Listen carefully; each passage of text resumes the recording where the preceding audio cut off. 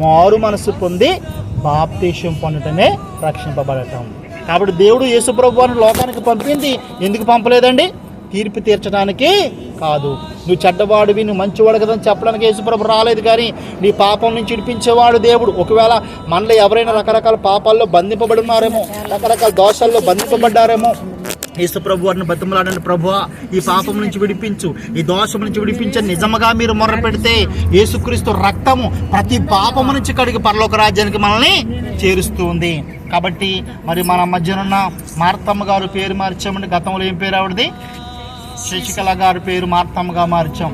మరి గంగమ్మ గారి పేరు రూతమ్మ గారి కింద మార్చాం.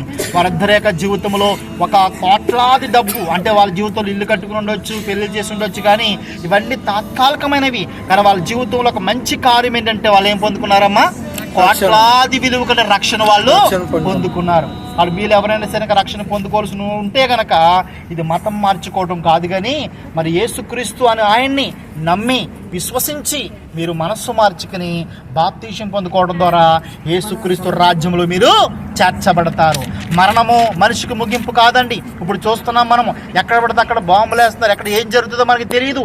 ప్రతి ఒకానొక దినాన్ని మనం చనిపోతాం. నేను చనిపోతారు, మీరు చనిపోతారు, అందరం చనిపోతాం. మరణము మనిషికి ఏదో తప్పని కాదు, ప్రతి మనిషి చనిపోతాం. రెండవ మరణం ఉందండి మనిషికి. ఈ లోకంలో యేసుప్రభువుని అంగీకరించకుండా చనిపోతే నరకం అనేది ఒకటి ఉంది. అగ్ని ఆరదు, పురుగు చావదంట.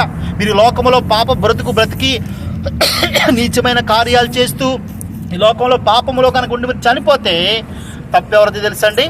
మీదే. ఎందుకంటే మీకు రక్షకుడిని పంపించాడు. ఇప్పుడు మోదీ గారు మనకి హెలికాప్టర్ పంపించారండి, ఫ్లైట్ పంపించారు. అది ఎక్కడ నేను ఇక్కడ ఉంటానంటే ఎవరు తప్పు? మందే తప్పు కదండి. కాబట్టి యేసుప్రభు వారిని పంపించాడు. ఆయన పట్టుకుంటే ఆయన మన పరలోక రాజ్యానికి తీసుకుపోతాడు. ఒకవేళ మనం ఏ దోషములో ఏ పాపములో ఉన్నా సరే విడిపించే గొప్ప దేవుడైన, అంత శక్తిమంతుడైన అటువంటి దేవుడిని విశ్వాసం ఉంచాలని కోరుకుంటూ ఈ నా మాటలు ముగిస్తూ ఉన్నాను. మరి సమయంలో చెప్పబడిన వాక్యమును బట్టి ఏరా అంటే ఆవిడ ప్రార్థన చేయండి.